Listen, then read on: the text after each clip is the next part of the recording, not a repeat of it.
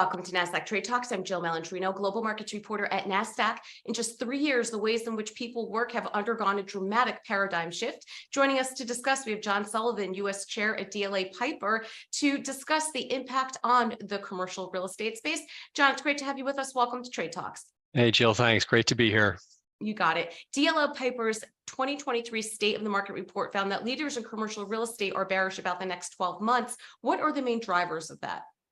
Right. First, it's interesting. The DLA survey that we did last year, as you might expect, it had a whole lot of optimism in it. So what a difference a year makes. So the primary things that our survey respondents pointed to for making them less optimistic this year are, number one, interest rates, uncertainty around interest rates, and particularly, concerns about how much further interest rates are going to go up as sort of issue number one. I would say the general economic outlook / recession risk is an important factor. And a lot of our respondents pointed to concerns about the ability to be able to refinance existing real estate debt that's coming due over the next, 18 or so months. How has the outlook changed investment decisions within the commercial real estate industry? Well, it definitely changed. It's because, as you know, the one thing that investors loathe probably more than anything else is uncertainty. And that's what you've got right now. So it's hard to have pricing clarity until you know where interest rates are going to settle, first and foremost. So what's happened, I think, is that a lot of investors have been driven to the sidelines.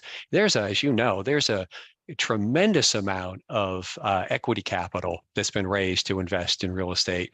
But I think a lot of those investors are on the sidelines. They want to know what the real terminal rate is, from the Fed. Was this month's pause just for this month? Are we going to have, more increases before year end? The old expression, nobody wants to catch the falling knife. So a lot of a lot of our DLA clients that I talk to, they're sort of right there. They're kind of wanting to move, but thinking it's not quite there yet. Despite the overall bearishness, are there certain assets that the industry remains optimistic about? Yeah, there definitely are. Logistics, warehousing, cold storage, anything sort of right in that category. People still are optimistic about the fundamentals there. And you saw recently the press, one of the big public REITs that's in that space, did a $3 billion plus acquisition. So people definitely see opportunities there. Multifamily housing is something that people are still optimistic about and investing in. Certain kinds of retail, particularly so grocery anchored retail, is it's interesting, right? Because you remember retail has just been beaten down, over the last 5 plus years. But now people are seeing opportunity in certain kinds of retail, not in the traditional big malls, but as I say, more in the kind of grocery anchored, more local retail. And then kind of in that vein, things that are consumer conveniences. So, medical office that's in areas where people are now spending more of their time versus the, commercial downtown districts. People see opportunities there. How has decreased office occupancy and changes to how and where people work impacted the industry? Is there appetite to repurpose office space? Well, it's definitely had a big impact on the industry, obviously, particularly the office sector. I think the office sector is really the big question. It's the biggest question mark in terms of the commercial real estate business. Sometimes I think the commentators can actually make a mistake and they equate the office market as the real estate market. And as you know, the real estate market is a gigantic, very diverse market, and office is just one component.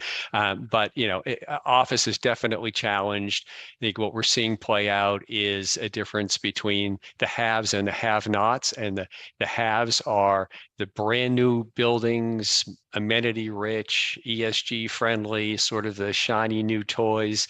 Those are holding their value. A lot of the other office buildings, maybe most of the other office buildings, are challenged. To get to your point about repurposing, there's a lot of interest in that, but it's much easier. It's much easier said than done. In some buildings, nothing's impossible, I guess, if you want to spend enough money, but in some buildings, it's just not feasible.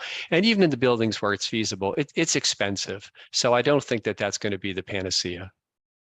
Well, I mean, if I understand it correctly too, let's use plumbing as an example. Plumbing that you have set up for office space is very different than residential. And then to your point, it's incredibly expensive, where, the dollars and cents just might not make any sense. But I also think, the shiny new toys that you mentioned everyone wanted, that trend, I mean, anecdotally, that was in place for a while, even Manhattan, the older buildings in downtown. Regardless of what happened during 9/11, that trend was happening where people were moving midtown to those newer office buildings that had that connectivity that you need for businesses to run the way that they do right now. Yeah, no, that's right. That's exactly right. And it's one of those things where a lot of these things that were already trending, pre-pandemic, and then the pandemic kind of, supercharged some of these things. But that's right. And if you take, the sort of classic 60s, 70s, even 80s office building, the way it's designed, to your point, if you look at the floor plates, they're so deep that it's very hard to convert those to residential use, because residential use, right, you need window views, you need light. Nobody wants a lot of interior space. Or sometimes there are challenges with floor to ceiling heights. If your floor to ceiling heights are a little bit low, that's very expensive situation to correct. But there are conversions happening, and there will be conversions happening, and there are governmental incentives that are being put in place to try to help facilitate some of these conversions. How has the migration to the suburbs impacted the investments in commercial real estate? Yeah, it's definitely had an impact, as I mentioned before.